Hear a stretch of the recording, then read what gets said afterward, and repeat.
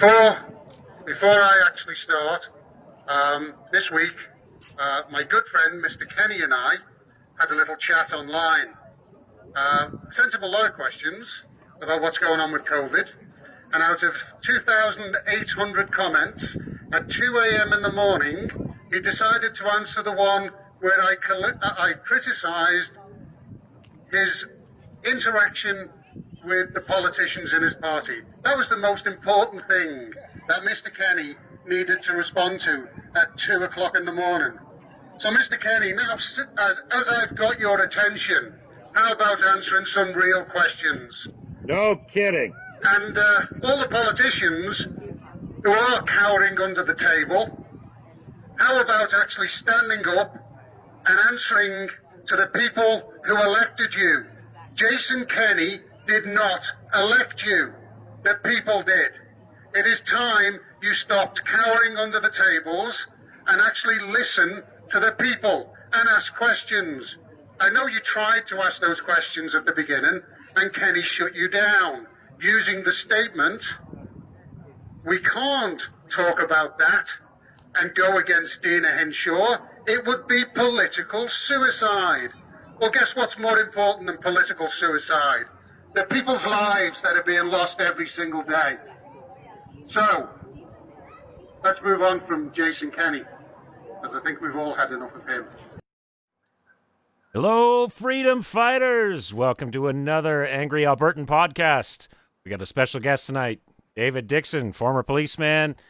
This guy has his hands in so many different trades and tricks. I don't know what he hasn't done. It's quite crazy. And you just saw him there speaking at our Saturday rally, calling out Jason Kenny. And, I was just sitting at the dinner table tonight thinking, I know we've entered phase 1 and phase 2 of reopening for months now. But it feels to me like we're still in the early stages of lockdown. We've been reopened, but it feels exactly the same. I mean, you can't even take your kid to swimming lessons without a huge hassle. Basically, you got to jump through every one of these people's hoops just to have any sort of semblance of a normal life. And if you're not drinking the Kool-Aid, well, then I guess you're stuck at home pretty much because, hey, if you don't want to wear a mask into Broken City, the bar in Calgary, they don't want your business. They don't care what kind of exemption you have. They don't care, that, you've gone through a traumatic injury to your face and putting a mask on it, gives you a panic attack. That doesn't matter. They just say, don't even bother coming, which is just a total disgrace, especially for the amount of focus we've put on tolerance and acceptance of others with different abilities. So without any further ado, let me bring David Dickson on the screen for you here. Hello, David. How are you doing today? Oh. Hi, Josh. Good. There. Awesome. Oh, we got the Skype lag. That always throws me off. I get all antsy on the stream and I want to jump in everywhere. And it's like, oh, right, you got to give it. So we've been watching Jason Kenny. He's it's just puts on the gaslighting show. I'm actually it's really confusing with some of the things that he says. Like the fact that he claims that he only closed 15% of businesses in the lockdown time that we didn't even have. The lockdown didn't even happen, according to Jason Kenny. Our restrictions were the lightest anywhere around the world. Like he says, he only ordered 15% of businesses closed. This has really been chafing you this week, hasn't it, David? Yeah.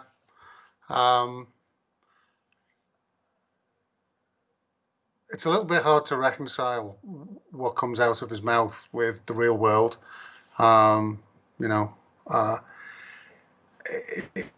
and over again. And it seems to be a little bit of a trigger of his, a little button. So if ever you want to pop onto one of his video chats or anything else, he has a little bit of a tick when you mention the lockdown that he says we didn't have.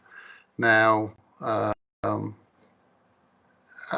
there's quite a few people in care homes that would probably argue with that. The people who lost their jobs in West Edmonton Mall and all the big companies, anything basically other than a food store, where if you had more than 250 people, you were forced to shut on March 12th before we even actually called a state of emergency. Um, and Kenny seems to be playing this game with, oh, we haven't had a lockdown because it doesn't meet the definition of a lockdown. Well, what was the definition of a lockdown before COVID? Unless you were living in a prison, you wouldn't know what a lockdown was. So we had this brand new definition that came out of what is a lockdown. Well, a lockdown is basically when any government imposes additional restrictions that impact the population significantly. And I think there's an awful lot of people in Alberta right now that will say, yeah, we were locked down. In fact, there's an awful lot of Albertans in various businesses and in certainly in care homes that will say we've never come out of a lockdown. There are people in care homes that haven't actually left the care home in 8 months now. I don't know what definition he wants to use of a lockdown, but I would say that's a lockdown. You can play all the nuances and the political garbage that you want, which he does. And as I say, he really does have a bit of an itchy trigger finger when you mention lockdown. That, or if you accuse him of doing something, as we did last week, of shutting down his party, seems to be another one of his tells. He can't. You can basically talk at him all day on any subject, and he just puts you on ignore. But accuse him of a fact of shutting down his party from discussing COVID, and apparently that keeps him awake at night, because at 2 o'clock in the morning he was up trolling through nearly 3,000 comments just to dig out the one that said, "Jason Kenney, why did you shut down your members?" So that was funny. Well, and you've actually got a little bit of inside baseball on that. Would you care to elaborate on where you're getting that information from? Yeah, so there's unbeknownst to Kenny, and unbeknownst to most of these politicians, because they're too arrogant to think that anybody would talk outside the room without putting up the hand and saying, "Please, sir, may I have some more?" But there are people talking in all the political parties, and they've started to clamp down a little bit more than they had. But right at the beginning, when all this was new to everyone, there were a lot of conversations going on, and a lot of people, both directly in the party and also in the directly inside the government itself, that were quite happy to talk off the record. And one of the two frustrations they had, both at a party level, sort of the larger group of people, and at the government sort of caucus level, was that they weren't allowed to talk about anything to do with COVID at the beginning. And the words that were actually used when it was described was, Kenny would come into the room and say, "You can't talk about COVID. We can't go against Dina Hinshaw. It would be political suicide." So there you have it. I mean, Kenny's more interested in his political future than any Alberta's health, and certainly any Albertan's life or business or anything else, because there isn't anything more important to a politician. But yeah, it was, and that there are still people talking. Again, a lot less now. A lot of people are put on mute because they're terrified of, well, I don't know whether it's they're terrified anymore or whether they've just gone so far down the rabbit hole, they realize that if they stand up and speak out now, somebody's going to say, "Why is it taking you this long?" It's not like, because everybody keeps saying over and over again in all of these updates and speeches that we've learned so much in the last 8 or 9 months about COVID. We haven't learned a single thing about COVID. We've talked a lot about things, about symptoms that never really existed, about treatments that we have and then don't have. But we actually don't know anything more about SARS CoV-2 today than we did right at the beginning in December. It's a well-known coronavirus with well-known treatments, with well-known protocols to deal with it. And we didn't do any of them. We just threw them all out and used a different plan with a very different outcome from every other time we've done this. The the thing that gets me is the gaslighting. And I mean, I don't know if the audience out there knows where we get the term gaslighting. I can't remember what movie it's from. You probably know. But basically the idea... Gaslight. Oh, it was called Gaslight. It's actually called Gaslight, the movie. So this guy wants to basically convince the lady of the house that she's gone crazy. So he just incrementally turns the lights a little bit dimmer every day and says, aren't the lights getting dimmer? And says, no, of course not. They're the same as they always are, and they get dimmer and dimmer until eventually she's walking around in the dark, and she thinks the lights are normal because every day he's been kind of programming her that, hey, those lights are just as they always used to be, and so you just conform because it's easier just to go along with it than, hey, because clearly you're crazy, right? And that's what Kenny is using on the people right now. We didn't lock you down. We didn't close your business. Yeah. Only 15% of businesses were ordered closed, and it's like, I know darn well that it was way more than 15%. I'm in an industry where I wasn't even ordered to close, and yet I was the only one in the city of about probably 15 or 20 of us that actually stayed working during the pandemic. So they weren't ordered to close, but they were. And Kenny hasn't mentioned that. He hasn't mentioned the collateral damage. He hasn't talked about any of the damage that he's done. He just talks about what a great job he's been doing preserving everything, and it's like, and nothing's been preserved. It's a total psychological warfare tactic, and even some days I sit around and I think it's almost working on me, except it's kind of the opposite. To me, it feels, he told me we were reopened, and it's like, it just doesn't feel reopened in the slightest. Our kids are in masks 8 hours a day at school, or 10 hours a day if they take the bus, and you just taking your kids to the library, it feels like you're off to the Inquisition. All these do-gooders out there telling you what to wear and how to wear it and where to stick it. It's just, these are the people, the people forcing us to wear masks are the ones who should be at home right now. They're the ones that are scared. Why the heck are we being put under these restrictions? So I'm fed up with Kenny's response, and it's crazy. We saw one of Rocco Galati's people on Twitter today actually fall for one of Kenny's tweets where he's bragging about how gentle his restrictions were. And you got on that right away. I got on that. And, of course, he came out and changed his tune right away and said, sorry, Kenny is goof. And I did by a tweet. And, unfortunately, there's been a lot of people getting suckered about everything lately. Go ahead, David. And that's the problem, is that if you just listen to the words and you're not here living it, you talk outside and you say, well, all the bars are still open, all the restaurants are still open, the kids are back at school, and everything's fine. And we don't have a mandatory mask order in the province.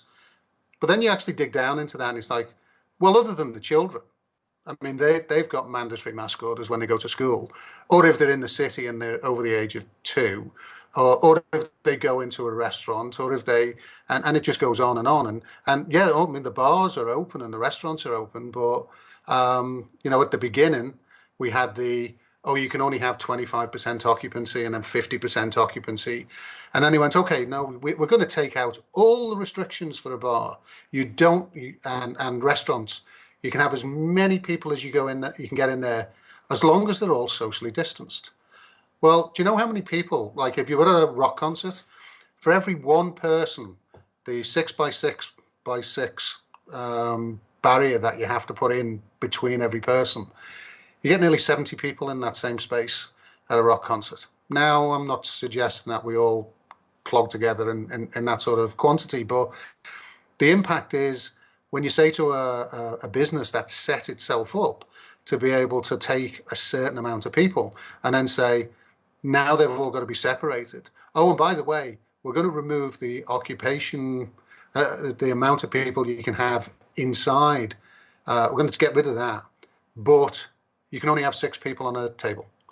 So it's like, okay, so if you've got a family of 7, somebody's sitting on their own. I mean, how these things are not, basically impositions and impacts. And how does the virus know? Can the virus count? They say, oh, watch out for that 7th one. They're always the sneaky one. And God forbid we have 8. I mean, I don't know what happens then. The last 2 just burst into flames or something. I don't know. I mean, it's insane. There is no science behind any of this. But again, when you look at what he's actually done, him and Dina Hinshaw and Chandro and everybody else, they've put into place these sort of conditions by stealth. So anybody outside has no idea what's going on. Just like, we're doing the best. Our province is doing the best in the whole country. Yeah, we've got the 3rd highest number of tests, the 3rd highest number of cases, and the 3rd highest number of deaths. There aren't 3 provinces in Canada. There's quite a few. So if we're number 3 in all 3 categories of COVID, we're obviously not doing that good. There's something not working. And how long have we been wearing masks now? I mean, some people have been wearing them since March 12th, or even earlier than that. But across the province, most places have been, from the beginning of August, masks have been mandated. By the end of August, pretty much it was everywhere, even where it wasn't mandated. And and we've got social distancing and everything else. Cases still keep going up. And that's because they've got nothing to do with masks and tests and anything else. Like right now, our cases are going through the roof again. But funnily enough, when you look at the stats, like I do and people like Don Tenardi do, you notice that we're not getting so many presumptive cases now. They're all just going straight from probable to confirmed. And that's because most of our new cases now are based on symptoms, not based on asymptomatic testing. And that's what we're going to move into now, is this big win here. You've got anything from shingles to a cough, to a broken toe, and you've got COVID.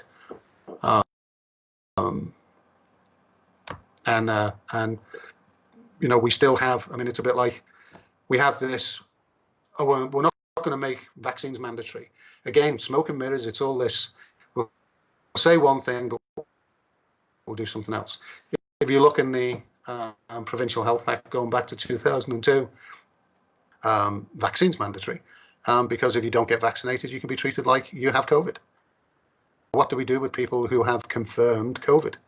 You get isolated on your own, and that's forever until you get vaccine.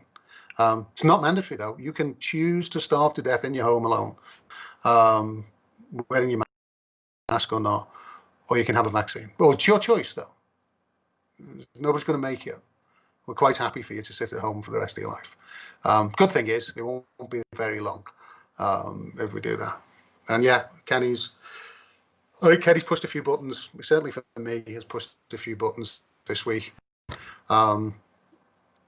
with his, because he's coming out and talking a lot about how well he's doing and how well we're doing and how, we will never be locked down in this province and we will never. That's like, get out and get your head out your backside and look at what's going on in the province. People are struggling, people are dying, and nobody cares. Hospitals are empty, but the staff are dying on their feet. Doctors are walking around in a fog, and even, we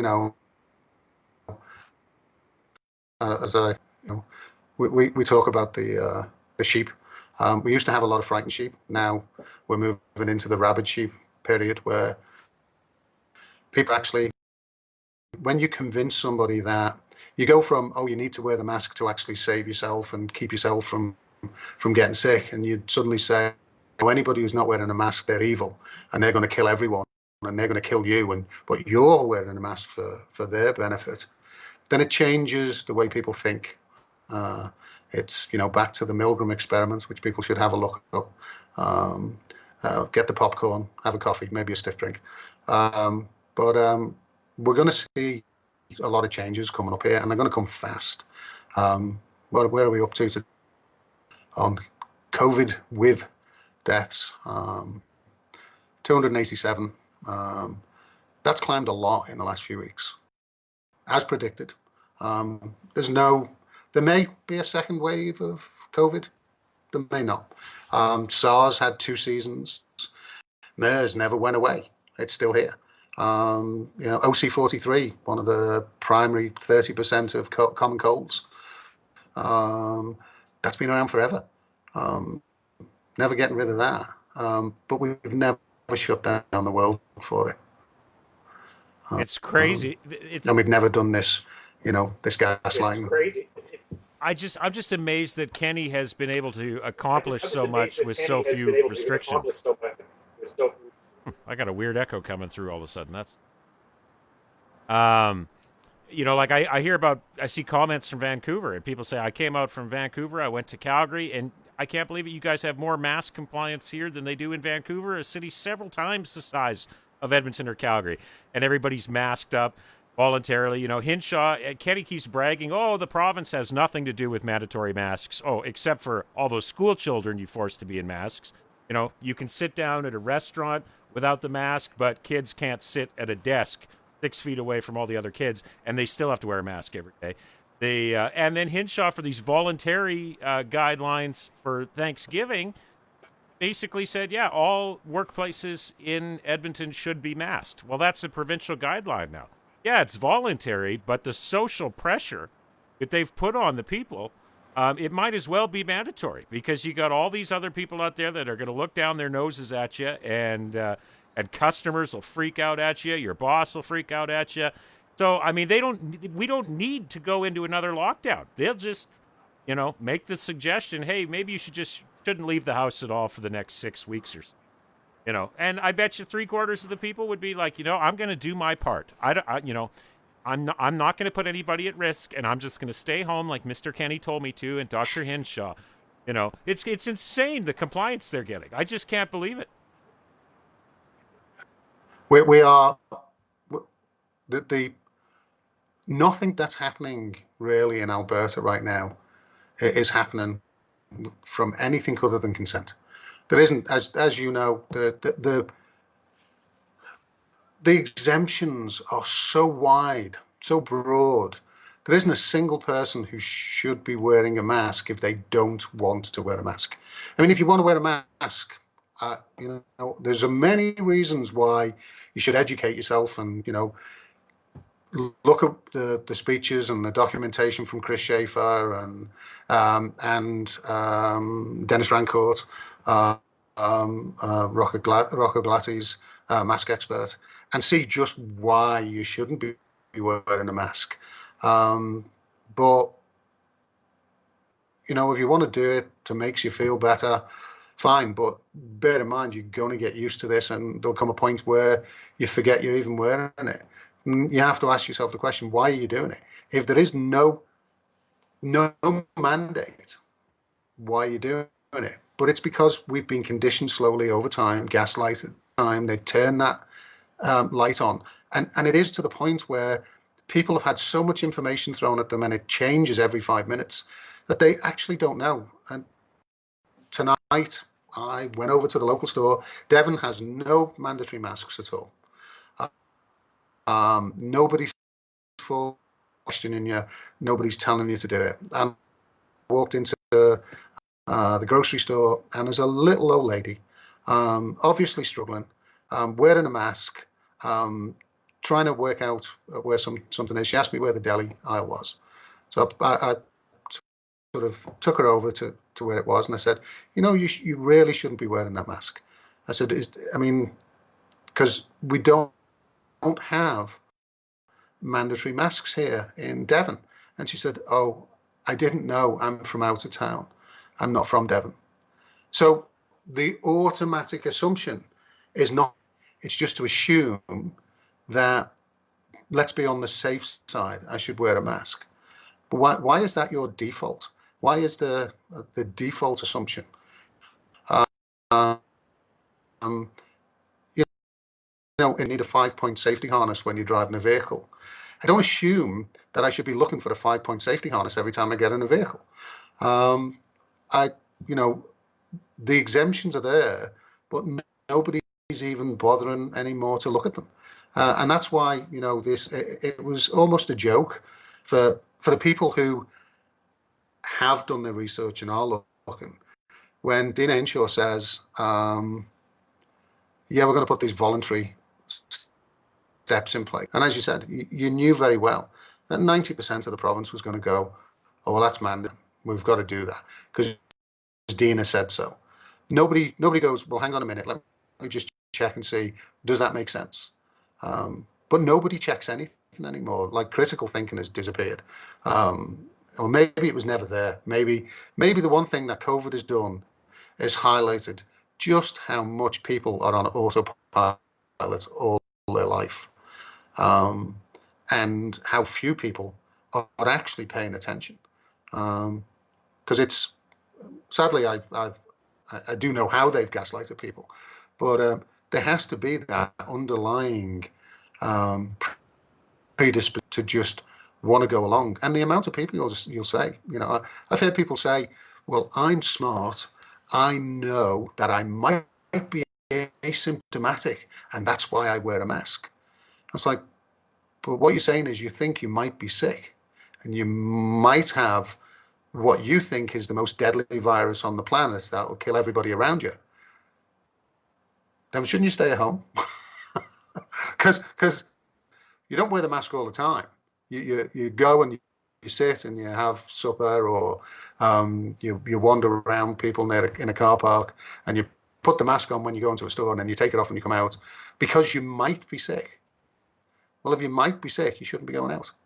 The reality is that, as I say, we've just, and the more it sort of feeds into what Kenny's been able to do. Ironically, the other place on the planet that seems to have gone along in the same way is Texas. You would have picked, you would never have picked. Somebody said, the world's going to go to hell in a handbasket, and the two places on the planet that are going to fall first and just roll over, and everybody would go, well, that'll be California or Washington DC or whatever. And it's like, Alberta and Texas. Where did the cowboys go? Where did all the men go?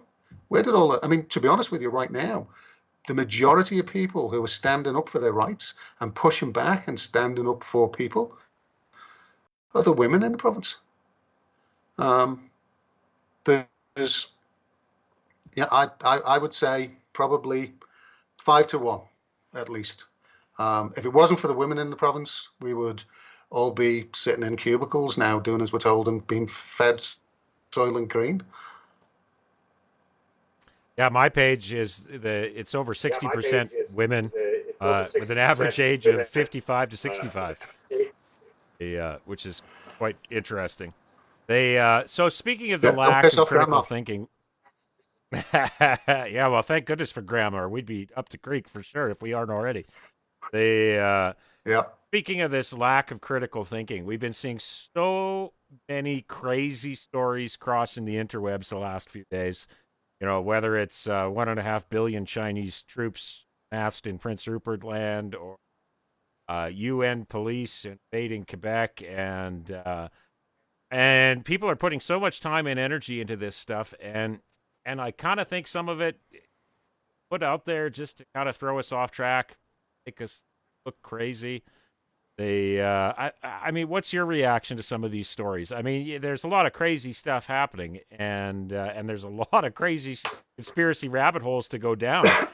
But do you think it's possible that some of these stories are maybe being purposely released as a deception, perhaps?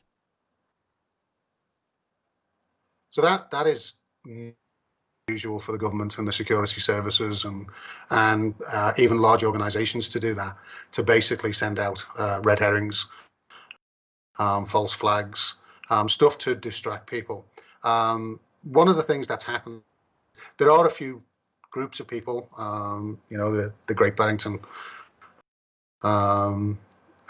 documents were being signed by lots of people, and there's a lot of like of Dan Donodi and people all around the world who are putting out, and I'm connected to many people in many different countries, and they're putting out every single day all the stats and basically fact checking the government.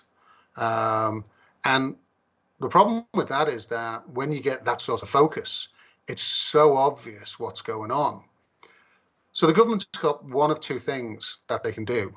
And initially, Facebook and Twitter would just block everything. If you weren't saying what the government wanted you to say, if you weren't speaking just basically the talking points that you'd been handed to by Dina Hinshaw or Kenny or Shando or any one of the others out there, Hancock over in the UK, you would just be either deplatformed or blocked or sort of shadow banned.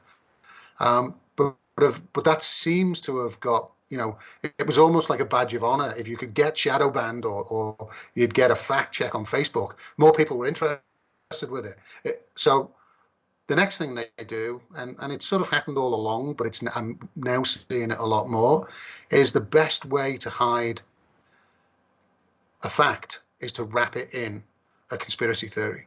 So if you take, like there's been some leaked documents come out, there's been, out Quebec. If you just put that out as a single story, people will go, oh, well, yeah, I'm just going to forget that. But if you wrap enough real facts in there, like the leaked letter from the Liberals this week, 4 days ago it came out, and it's going around the internet like wildfire now. If you actually look through it, there's an awful lot of verifiable facts in it. Like the government has put an RFI out for detention, for management of detention centres. Everybody seems to think that this is to build all these detention centres and prison camps. And no, it's actually to manage. If you look at it, it says to manage anybody coming into the country, in quarantine for 14 days, or any other reason to do with COVID, which is a little bit of a caveat they threw in there. But so that's in that letter, and a second wave and a third wave, and all these things where you can go, okay, well, I can see a bit of truth in there, so maybe it's all true. And then suddenly you disappear down this rabbit hole. And sadly, what happens is people pick up on the more sensational conspiracy side of the facts. And then somebody will come along just at the right point and say, ha, you don't know what you're talking about. And all those people that have shared that, you're all conspiracy nuts, because here's one piece of it that we've proven to be garbage. And then everybody loses the credibility in the actual real facts that were verifiable. So, if you want to discredit someone, don't just go after either a fact or call them a kook. Wrap a story around verifiable facts, but have something you can attack them on in the middle of it. And they're basically dead in the water.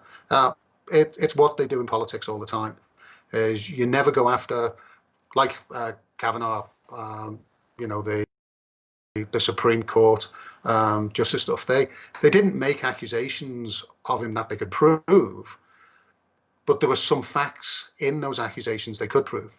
As in, yes, he did go to a party.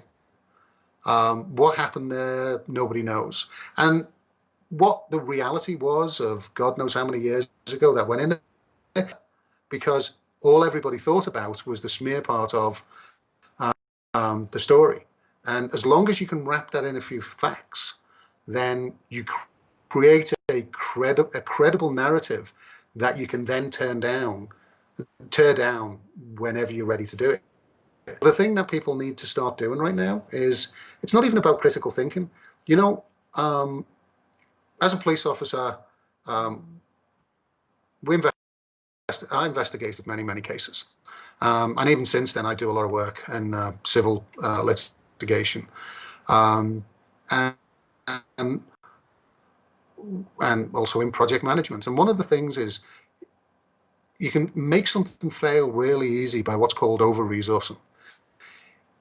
If you actually, instead of just focusing on the little bits of information you need to prove your point and to, focus down on what's wrong, like, how many deaths have we got? How many people are in ICU? How many real beds have we got? We've got 14 people in ICU right now, and that's with COVID, with an average age of 82 years and multiple comorbidities. Our comorbidities haven't gone up in months, but they're still sitting at 8.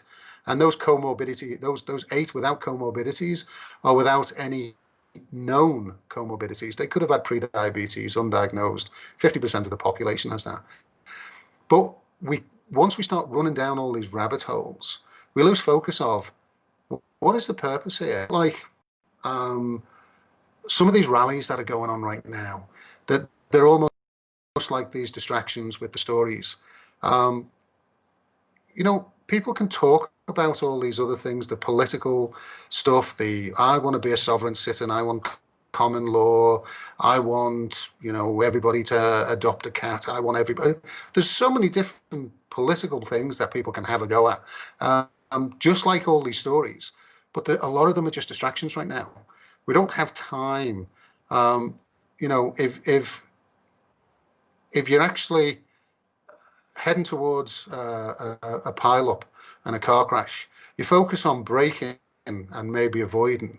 You don't go and tidy the car and go, I just want to make sure it's neat and tidy in case I do crash. And the ambulance turns up, have I got clean underwear on? Those are not things that you focus on what you need to at the time.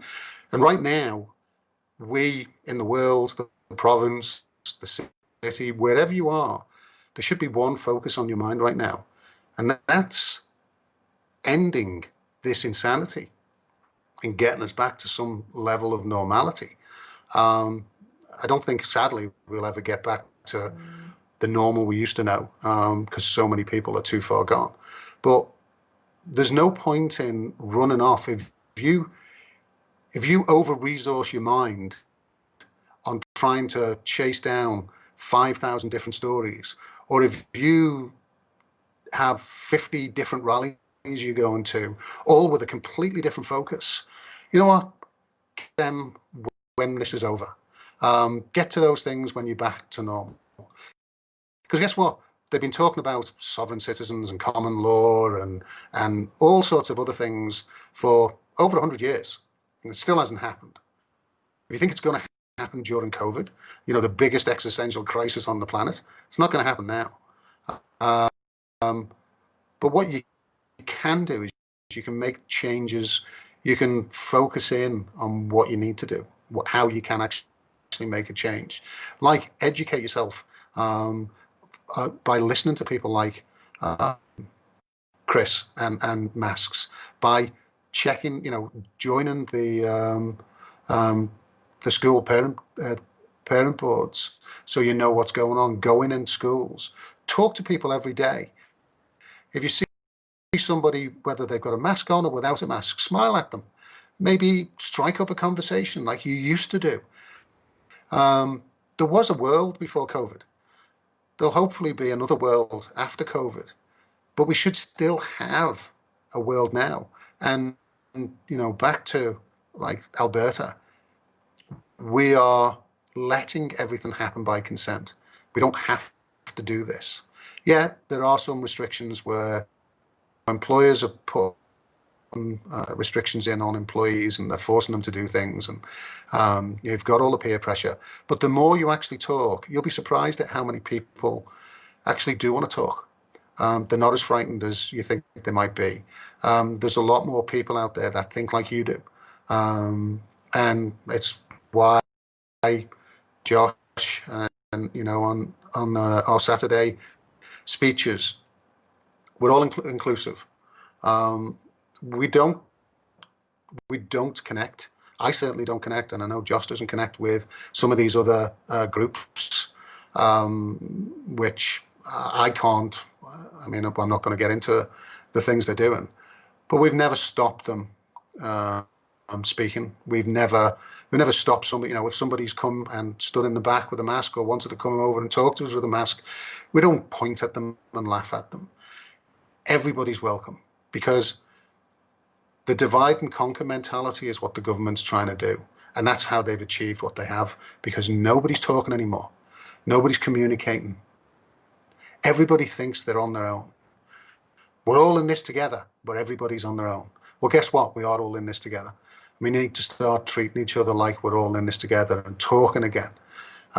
Whether it's online, on chats, on Facebook. Ironically, through this, I have connected, and Karen has connected to more people since COVID than I have in the last 20 years. It's bizarre. And yeah, so many other people have lost everyone they knew just because they had a different opinion. And the irony of it is, the people who've got the different opinion is, how can we save everybody and how can we help?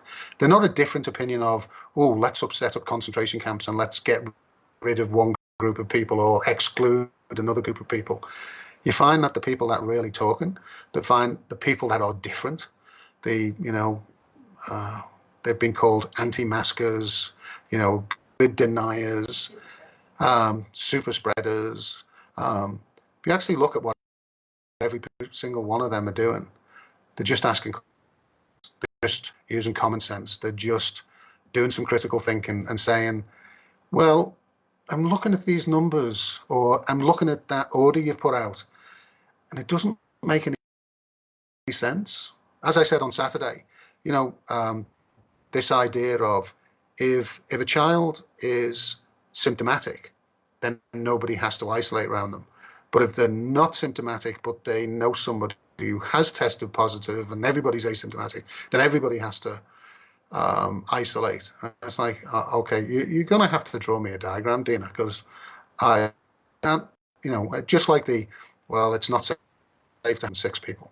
Unless you're in a different sort of situation, then you can have up to 30 and then up to 50. And, at a funeral, you can have one set of numbers. I don't know whether they count the body at a funeral.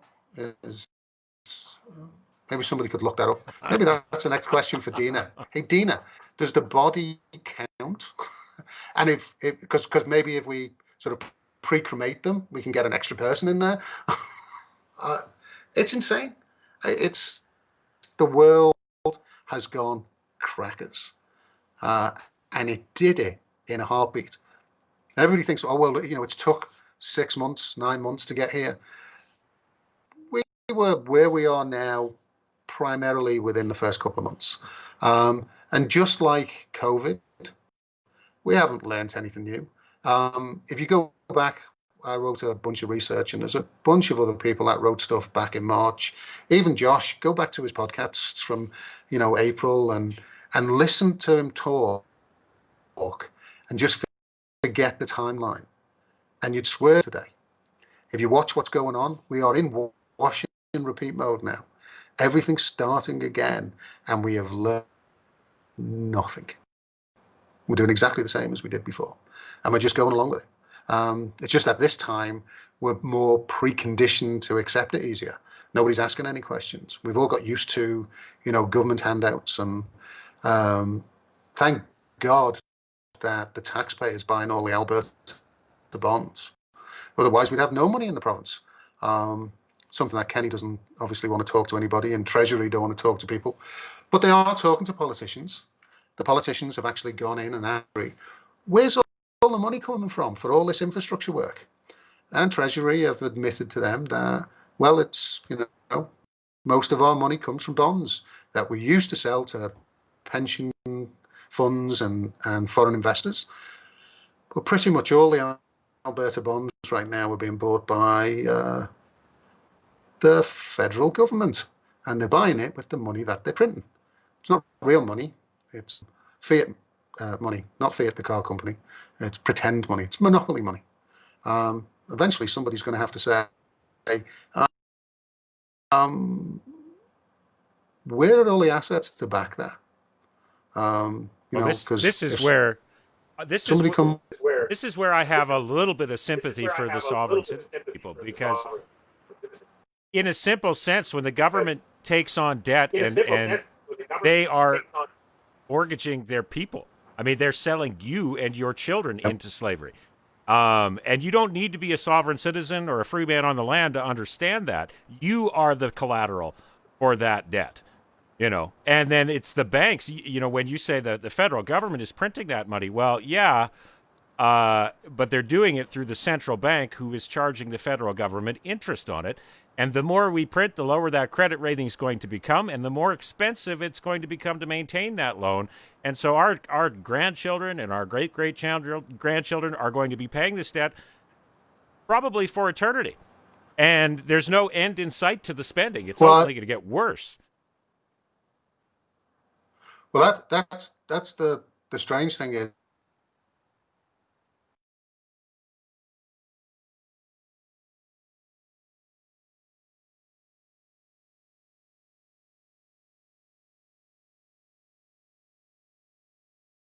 borrowing as much as people think. A lot of it is when they get to the level we're at now, they're just spending like they're going out of fashion.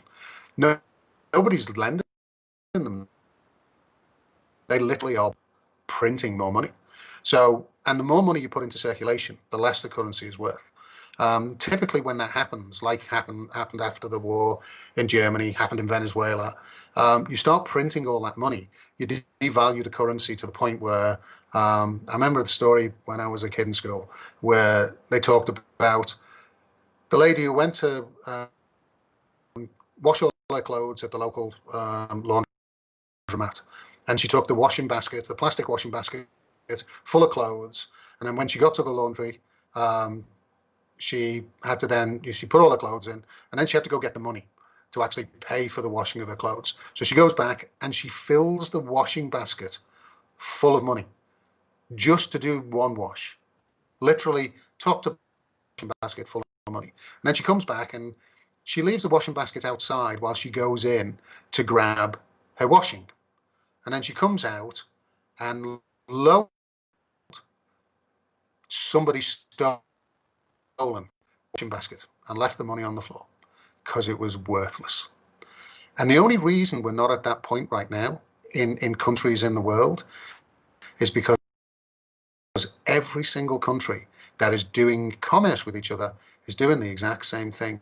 They're printing money like it's going out of fashion. So every single country on the planet is devaluing, but it's devaluing at the same rate. So nobody actually sees that shock factor.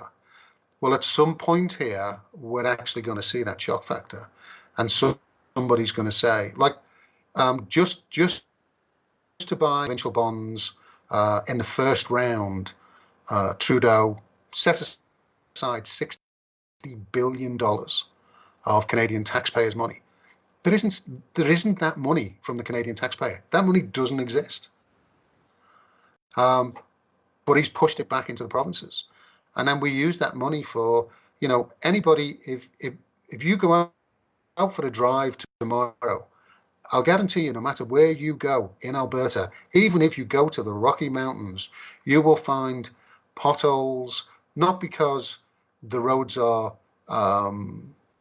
in need of repair, it's because they've dug them up.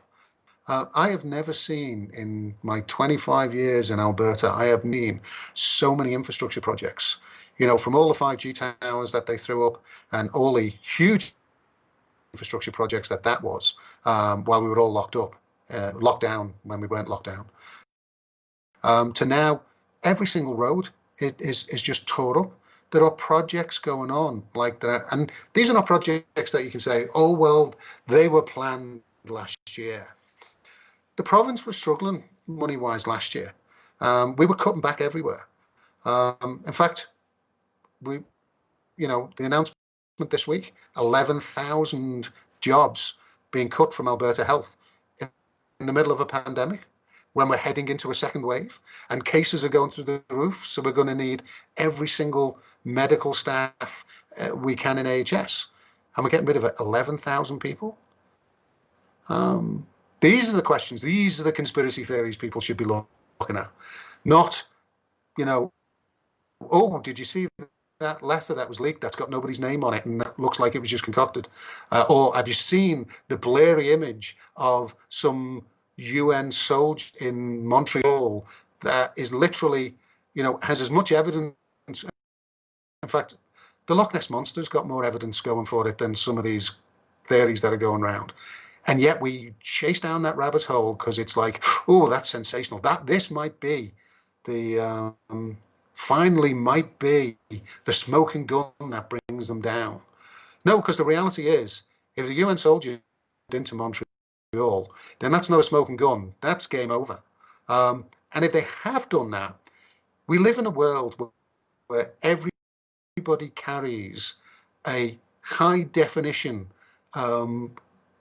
video camera with them, except my wife, who's got a flip phone. Everybody has pretty much a movie studio in their pocket every day. You can't move without somebody taking a 4K video of you. I'll guarantee you, if you go into somewhere like West Edmonton Mall and slip over, there'll be 40 videos posted of you before you even hit the floor.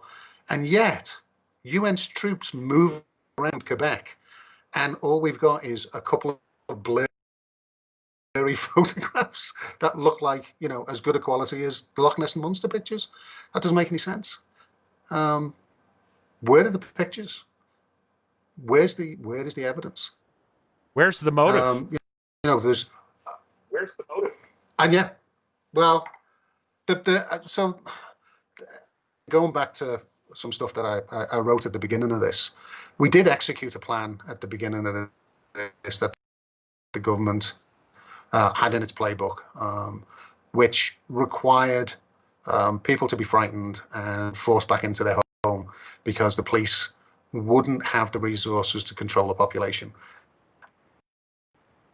and they would need to. And the armed forces may have to do it, but there was an expectation in that plan that people would abandon their posts and everything else. So this plan was a United Nations plan. And over the years, the United Nations have sort of collaborated to be able to back if there are shortages,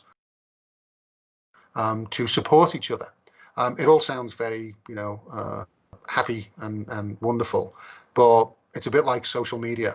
When social media becomes social engineering, it's no longer a happy place to be. Well, when you have a plan that was designed to save lives, and you suddenly misuse it, then things get ugly. So, you know what? It wouldn't surprise me if there are other troops in Canada. There have been some very strange troop movements in Canada, the UK, Pakistan, and the US starting mid-April that have had me nervous for a while, and a few of my army buddies across the world and security services people. There's a lot of red flags coming up. There's things happening that don't make sense in a regular society, but do make sense if something else is going to happen. So yeah, it may be there, but the first question you've got to ask is, in a society where everybody has a high definition camera, if there isn't a good video of what's going on, and because it's not like you just miss that perfect Kodak moment of somebody slipping and falling on the backside in West Edmonton Mall. If there are UN troops wandering around, I mean, it's not like they don't stand out. They've got funny coloured hats, and they really do stand out like a sore thumb. If they are really moving around Montreal, it's not like China where they block the videos and they monitor all the traffic and shut everything down. If they were wandering around the streets of Montreal, we would have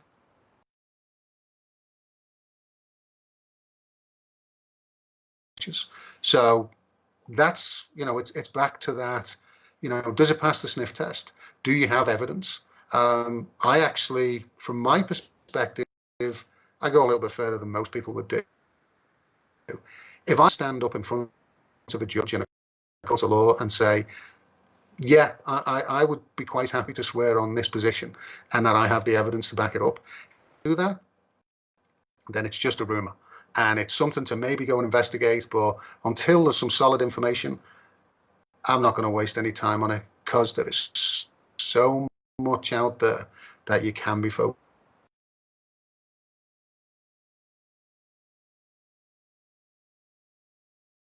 Kenny's feeds, get onto Dina Hinshaw's feeds and say, hey, How many avoidable deaths have we had? Sick of hearing about COVID people. Yeah, it's all very sad and all that, but can you tell me how many of those people had comorbidities, how old they were? Can you tell me how many suicides we've had? Can you tell me how many businesses, how many of these 85% of businesses are running on 25% capacity, or have let go most of their staff? Yes, the business is still operating, but if they're only operating on 25% capacity and they're receiving government handouts that are paying for 75% of their costs, yeah, they're not really operating at all. Because the instant somebody cuts that money off, I mean, it's like these businesses are already dead. They just don't know it yet. Cannot survive. Either the province gets opened up and they start ramping back up to operational numbers where they can survive, or the government handouts stay there forever. And I'll give you a guess what the government's plan. We are moving into guaranteed basic income. I mean, they're not even trying to hide this stuff anymore. And that's the thing is, all the stuff that I pull together and various other people and what Chris has pulled together and what Josh, talks about every week, and all the stuff that's posted, it's not like this stuff is hidden and, you've got to be Inspector Clouseau to go find it. You just have to open Canada Health's website and look at the numbers. Open up Alberta Health website, look at the numbers, and then go look at the scientific advisory group orders. Look at what they write. Go look at the orders that have been written. Have a look at the Provincial Health Act. None of this stuff is hidden, all there in plain sight. But it's back to the gaslighting. If you just keep getting fed this lie and they keep turning down that light, you just stop looking, and eventually you can't see what's right there in front of your face. I completely agree with what you just said. I completely agree with Everybody's always asking. Sorry, I got a slow echo here. Everybody keeps asking. Yeah, I feel like what's her name, Laura Lynn. It finally happened. Audio problems. Everybody says, okay, what's your guys' plan? You guys go down there, you're always talking, you're talking about the numbers, everybody's heard the numbers, you're preaching to the choir. What's your plan? And I think what we're saying is that our plan is, if everybody listens to everything that Dr. Dina Hinshaw tells you to do, they don't need UN troops. They don't need Chinese troops. They don't need any troops at all because, hey, Edmonton's got over 90% mask compliance. Why would we need UN troops? We don't need that. So what is our plan? Our plan is to not comply. So they're just trying to make your life so difficult and miserable. And of course, this is just preparation for the vaccine, where you won't be able to keep your job if you don't get vaccinated. You're not going to get on the train. You're not going to leave the country. You're not going to get on an airplane. Your kids aren't going to be in schools. You're not going to get into your church. But hey, that vaccine is voluntary. Well, that's pretty much the way all these restrictions work. And so there's a lot of us, and I think even I feel the pressure here, where you don't want to take your kids out of the house. You don't want to put your kids in swimming lessons. You don't want to do any of this stuff just because of all the hassles. Well, that's exactly what Jason Kenney wants you to do. And the thing is that you have to go and do these things. That's how we push this back. You go put your kid in swimming lessons and say, yeah, we're not wearing a mask to the changing room. You go to the gym and you say, no, I'm not going to wear the mask from the front door to the check-in wicket. I'm just only to take it off right there. I mean, this is ridiculous. So this is how we fight back. It's all these little tiny steps that empower other people that see it, and that employee at the door, he doesn't maybe want your sass, and you don't have to give him an attitude. You could do it all with a smile on your face, but that's how we fight this, is by being normal, doing normal things the way we used to do them, and ignoring all the people who are looking down at us and scorning us, because you know what? On the inside, they're secretly jealous. When you go to the store without a mask, or you walk into a restaurant without a mask, the only reason people are grumpy at you is because they're jealous. They don't want to wear that mask. Nobody likes wearing it, And so that's the way I see our action plan, is 100% civil disobedience. Rosa Parks did not reinvent the government. She didn't overthrow the government. She didn't really, all she did was raise awareness and give people that she empowered people to speak up for themselves. You know, when people saw what Rosa Parks did and what Martin Luther King did, or what anybody in the civil rights movement was doing, it was empowering the people who had stayed silent. And, you know, it's staying silent that's going to get us into trouble. And you know what? If we'll know we're making an impact when you see the UN troops on the streets. You know, if we do this right, then they're going to sick the UN on you, and then you see the Chinese police on the border of Vancouver there. So, you know, but that's my plan, is just to live life the way I used to live it in the old normal, as difficult as it may be. You know, I will take your scorn and your ridicule, but I am not going to sit at the back of the bus with the rest of these mask-wearing clowns, you know. Anyway, that's the way I look at it. What do you think about that, Dave? Yeah, you know, you don't have to start a revolution to have an impact. You just have to, like, there is nothing right now that stops people from living a relatively normal life. Yeah, you know what? You're going to get hassles when you go into some places. My view is, if they're not giving you a hard time, and in most cases they won't, then just smile at them and walk past. If somebody asks you, I've got an exemption. If you check the bylaw, there isn't anybody who doesn't have it. And if you say, I don't have an exemption, then you haven't read the bylaw. And for God's sake, it's 2 pages in Edmonton. Most cities have got the same. Most cities and towns actually have on their website posters that businesses are required to print out that says you cannot ask somebody why they're exempt, and you cannot refuse them service. Dude, the business themselves are in breach of the bylaw. Rocco Galati sort of went to town on that this week over somebody, you know, over a business. Ironically, the same day as the Calgary business put out their message, Rocco Galati was somebody out in Ontario where they'd had a similar experience, where the business said, we will not serve you. We are making a stand. You are now being treated as leper. And, you know, there's a lot of this. It's a bit like wearing masks. People say, oh, well, I wear a mask just to be, you know, so I don't cause trouble, or I just put the mask on when I go into the store, or I'm just, you know, just an easy life. I am somebody who cannot wear a mask. You know, it's not and I'm one of the few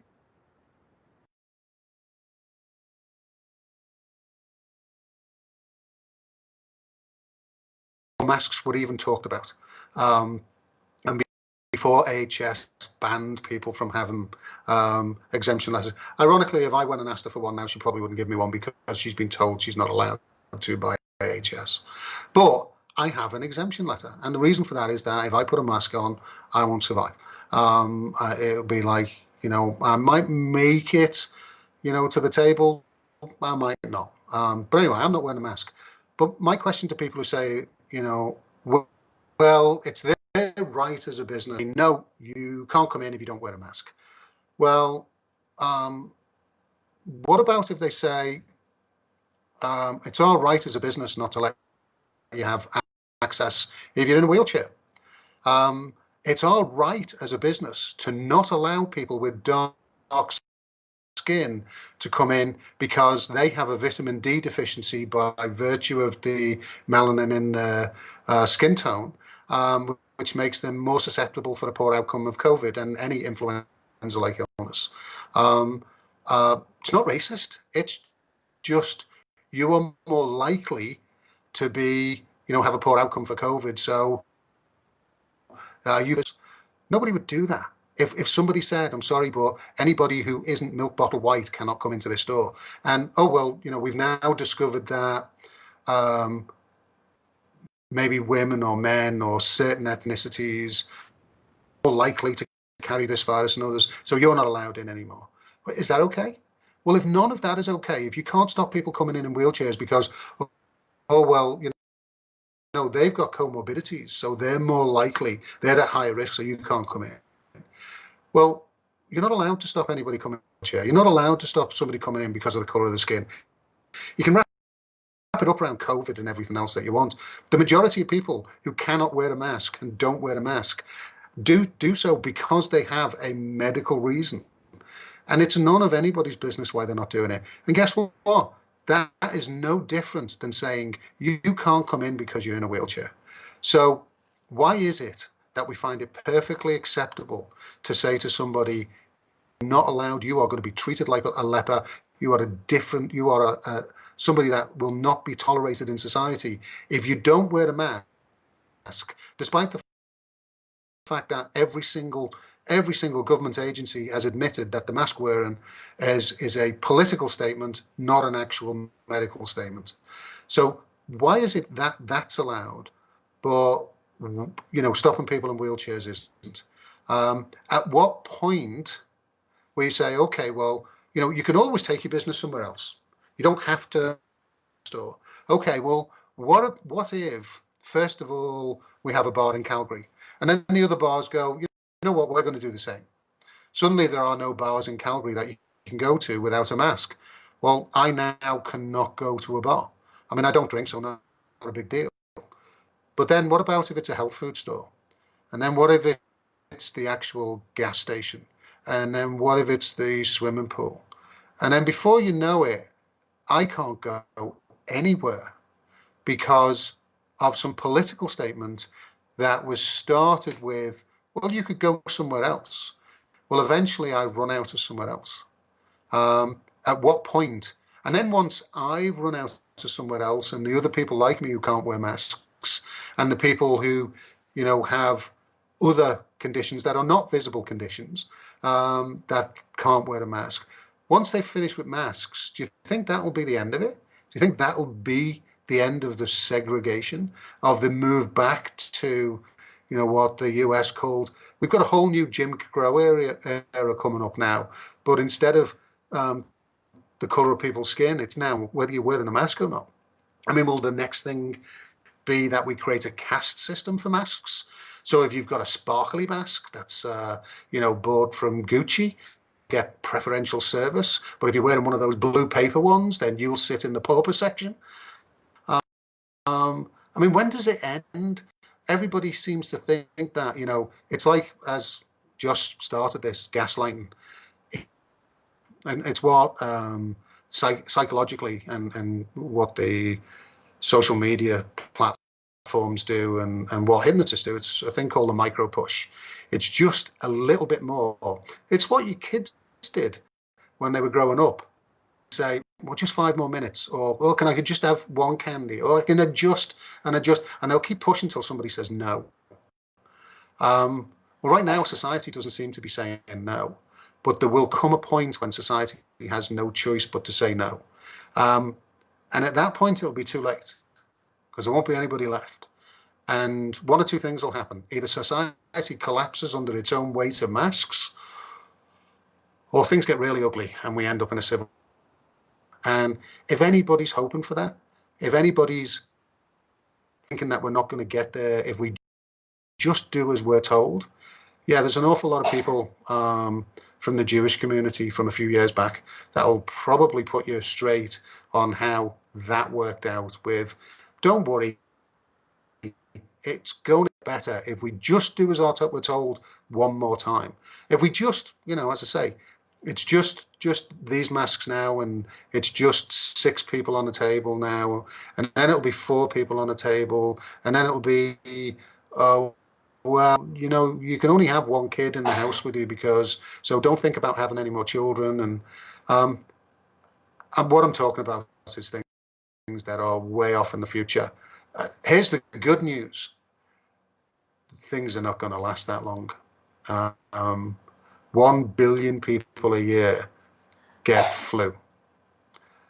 And we don't have flu anymore. 99% of flu disappeared in the Southern Hemisphere this year. So guess what? 1 billion people are going to get COVID this year in the next 6 months. How does that make you feel? Even if not a single one of them gets COVID, 1 billion people are going to get COVID in the next 6 months. How does that make you feel? Are you going to listen to Dina Hinshaw? Or are you going to say, hang on a minute, you know what? This is this is garbage. Well, guess what? 14 people in the ICU, and you can't go and have supper with 2 families of 4. How is that not Jason Kenney? Coming back to you. I completely agree. It certainly feels like we've never left lockdown. And anybody that thinks that reopening is, we've flattened the curve, we've been successful, our businesses are fine. It's like, it's just unimaginable that they can't see what's happening all around them. That was really well said, David. I'm just going to take a quick minute here and just say, hey, this is our protest poster for this week here. No more lies. More gaslighting. No more BS. Come out on Saturday, 1 p.m. at the legislature. That's when the meet and greet starts. The speeches kick off at 1:30. David, I, and a whole bunch of other folks are going to spread some factual information. We don't deal in conspiracy theories. The main speakers that get up on the stage there, we'd like to stick to the stuff that would stand up in a court of law. And you know what? They've made it pretty easy for us. This is pretty easily disproven. So come out on Saturday. Speeches at 1:30. At 3 o'clock, we march. This week, I think we're going to try doing the silent march. Take a page out of Calgary's book there. So if the megaphones have bothered you on the march before, and I know I've seen some grimaces because those megaphones are brutal on the ears. So if that's been an issue for you, it's going to be a quiet march this week. So we're just going to go out, show off our signs. And please, people, I love your homemade signs. The homemade signs are 10 times better than the stuff that's been printed professionally, especially for the signs that have just been made to promote any specific group. If you're bringing a sign that doesn't have a message about COVID-19, we need less of those, and we need more people. Get your kids involved. Give your kids a sign. My wife's been making signs with the kids. And we love to see those homemade signs. It was so cool on Saturday's protest. A young girl and her dad came, and so I put out the call to have some people come up and stand behind the camera or in front of the camera with their signs. And this girl, she stood up at the front of the stage for over an hour, just beaming, holding her sign with her dad. They each had a sign, and that was it was obviously something that they planned to do. So if you want to do some coloring, take a page out of your childhood, make a nice sign, break it down. We'd love to see it. And I love the creativity that people have been putting into those. So, again, it's going to be a silent march this week, so the megaphones won't hurt your ears. And we're not going to offend anybody because what's the point? I think our most powerful weapon in this fight is our smiles. And that's why they took them away from everybody else. So, let's see those smiles come out on Saturday, and it's a really good time. It's really nice being around some normal people and some intelligent people, some critically thinking people. And it's wild. It's a really diverse group. Everybody comes to this from a different angle, but on Saturday we put those angles aside. We look at the facts, and one of the goals of that is to empower the folks that are watching. There's a lot of people that just they come in from. They didn't even know there was a protest, but they see something going on. They walk up with their masks. They sit down, listen to the speeches. We've even seen some of them come back a week later without the mask. And so, people say, oh, you're just preaching to the choir. These protests aren't doing anything. No. These protests are doing something, and if it's not doing something right there that day, then people are watching it for the next week on the internet. And so these speeches and the protests are reaching tens of thousands of people every week. And those are the methods that the Angry Albertan is using. And if you notice the Angry Albertan page, I don't post anything on my main page that I can't.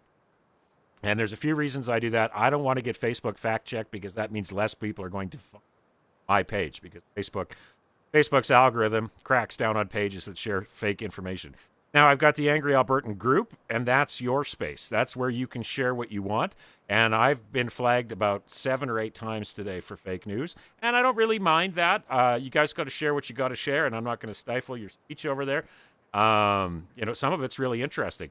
I do let those fake news posts usually hang around for a couple of days before I delete them, but I do delete them because it stops other people from discovering that group. And so there's a lot of other groups out there that are totally into all the conspiracy stuff. If you want to do that, please go for it there. But we're trying to keep the Agri Albertan kind of squeaky clean so that we can maintain that moral high ground so that we cannot be discredited. And that, we can keep this fight going without having to do a walk of shame into the store to go buy ourselves a box of masks. So, yeah. Is there anything you would like to finish up with there, Dave? Yeah, just talking about the speeches and the marches on a Saturday. One of the things that happens on the Saturday is there are a bunch of us that hang around after the speeches, and we have a lot of people come up who want to talk. And that's not just, people who used to wear a mask and asking questions, or, people are from our own echo chamber who just want to talk about the same thing. Every week I get people, and Karen gets people coming up, and Chris Schaefer, people coming up to new people who are asking questions. And they're not just members of the general public. We have nurses, we have people from the armed forces, we have people coming up and asking, what's going on? What can we do to help? And more importantly, we have a problem, and is there anything you can tell us that will help us? If you think that, the people like the nurses and doctors and the police have got all the answers and they know everything that's going on and they're completely on top of everything, and they're either just doing as they're told and following orders, or in a lot of cases they're as confused as you are. Just because you've got to remember that all these professionals, I call them out every week and I tell them they need to stand up. But at the same time, I then sit back and I actually talk to them, and I talk to them all week. And on a Saturday, I actually talk to them one-to-one. And a lot of them follow up with me and with other people. So if you are one of those people, if you are a nurse, a doctor, a police officer, somebody from the armed forces, or anybody in any profession, or anybody who's just a member of the public or who's just confused, and you don't want to do the march, it's not a mandatory thing. Nothing that happens on Saturday is mandatory. You don't have to listen. The only thing that is mandatory is you have to behave, because otherwise the sheriff will come and wander you off somewhere, and that's for everybody's benefit. But the reality is, anybody who wants to come and talk, we're there for you. And don't feel that, well, I'm supposed to know what's going on. I've been looking at this stuff since December, and it is pretty much my life. And I've been doing investigations like this for decades, so it's not like I haven't got some experience in it. And still, every single day, I learn something new. Every single Saturday, I talk to people and I find out something new. So don't assume we know everything. Don't assume you know everything. And if you just want to come towards the end of it, or at any point, and you just want to have a chat with someone, you want to ask some questions, you want to make some contacts, this is how we will win, is that we talk to each other. We communicate with each other. We create those one-on-one human connections that we've sorely lost, and not just lost in the last 8 or 9 months. We've lost over the last few decades.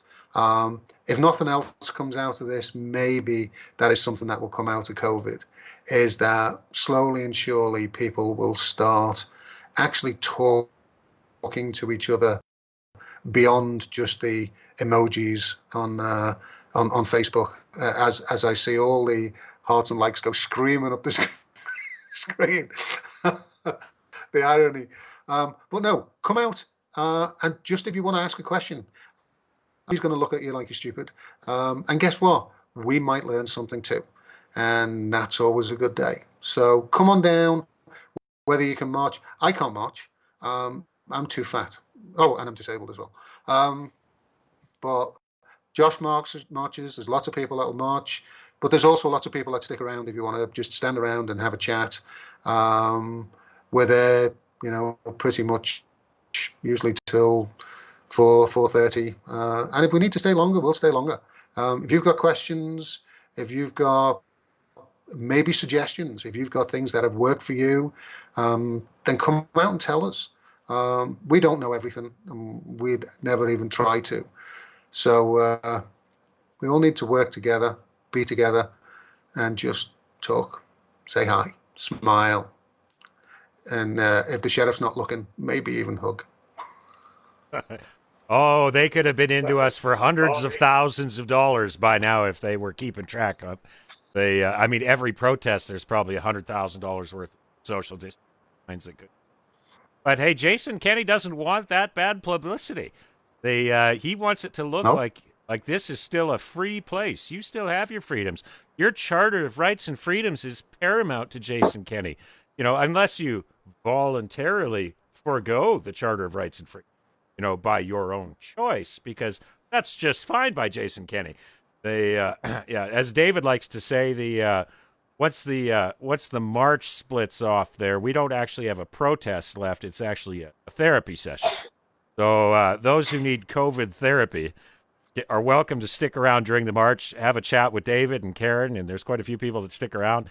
And those of us who just need to go work out some aggravation on the march, we go march and wave our signs at traffic and get some happy honks back and show everybody our big maskless smiles. And it actually is a really fun day.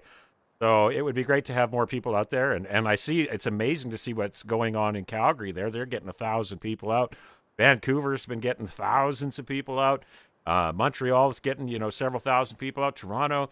So there's been some cool things happening. I would sure like to see Edmonton do the same. And you know what? This is an apolitical thing. You know, I was a Kenney voter, but you know what? That doesn't make any difference to this protest.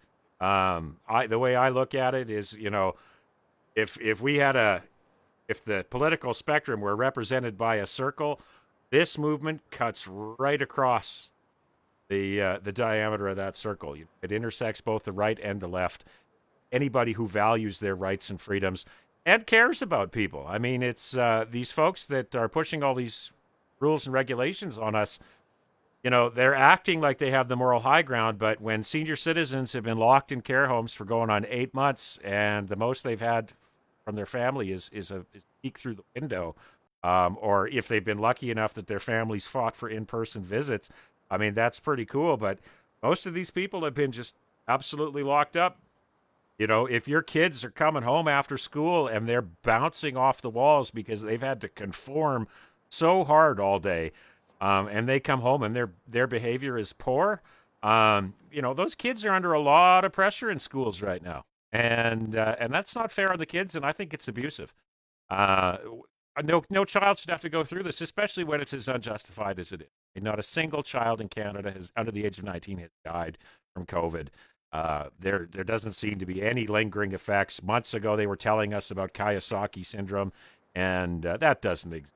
It's totally, you know, like so many other things they've told us about this virus.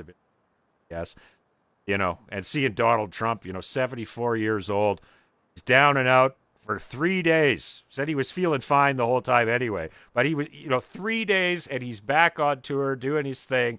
You know, 74 years old, drinks nothing but Diet Coke, eats McDonald's all the time.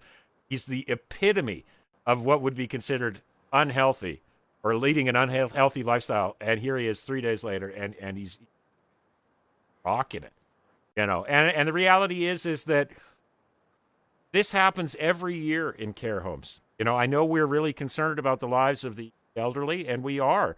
But the reality is that every year, flu season wipes out tens of thousands of people in care homes. And when the time comes that I have to be put in one of these homes, I would rather take my chances than waste away in loneliness. And that's what we're seeing. You know, people are begging to die. A lot of these folks are not even eating because why eat? They'd rather just be gone. And I think that's a tragedy. And, you know, these people had the kindness and courtesy to bring us onto this planet, and then we just turn our backs on them and leave them to rot for their own safety. So if you can figure that one out in your brain, I mean, but that's why we're out there on Saturday. And so we are the voice of reason, the voice of compassion. We have the moral high ground. We're going to keep it. We're honest. We like to keep it what we can prove. And so if you're a nurse or a doctor or any kind of healthcare professional, if you're seeing crazy things that are happening in your job and you want a place to speak out, yeah, there's going to be some personal risk for you. But, you know, the microphone is there for you. If any of those folks are watching this and want to get in touch with me, there's an email address. It's a secure email on the Angry Albertan page. You can also get in touch with David and Karen.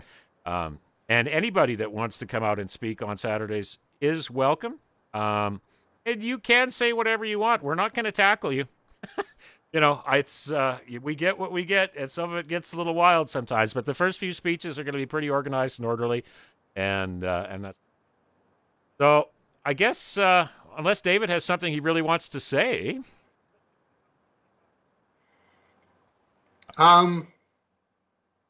Who's the premier of Alberta right now? I forgot his name. He's kind of a Mr. Kenny. Yeah, the little goblin-looking dude. Yeah. You'll probably watch. They offer for a chat, Kenny, anytime, anywhere. I won't even bring a notepad. Brain and all your little goonies. Well, Never gonna actually, happen. I invited Don Iveson out this week too, so we'll see if he shows up. I kind of doubt it though. But anyways, folks. Oh, maybe they'll come as a two. Maybe they'll come as a couple. Yeah, they'd make kind of an interesting looking couple. They yeah, little and large. No, it's Laurel and Hardy. All righty. Well, thank you, Angry Albertans, for these podcasts keep getting longer, but they are kind of fun to do. I hope you've enjoyed it, and I guess we'll let you guys go. Hope you have a wonderful evening. Please tune in tomorrow night. We got special guest Martine Carlina coming on from Saskatchewan.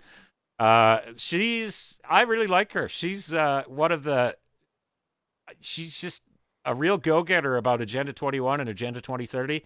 And my early speeches back in May and June, I spent a lot of time talking about Agenda 21 and Agenda 20. I really do think there is a connection that is more than just a conspiracy theory. I think there's this. It's too convenient how all that just fits together, and that's a real United Nations plan that is printed. It exists. You could read copies of it from all over the world. Every country's done their own thing with it. So that's going to be a really interesting discussion tomorrow night with Martine Carlina, and I hope you all tune in for that. And thank you so much again for tuning in. I still can't believe that I'm doing podcasts, giving speeches. It's really weird. I really am a nobody. Like, before this, I literally was a total nobody. And I still am a nobody, but I'm a nobody that 3,000 people seem to be following. So I'll probably get used to that one day, but as of now, it still feels a little awkward. So anyhow, to all 3,000 angry Albertans out there that have liked or followed the page, thank you so much for being here. Without you, this would be a lot less interesting, and I'd probably find a lot of other things to do to be productive. I have fun doing it, so thank you so much, and we'll see you all on Saturday. Tune in tomorrow night, and thank you again, folks.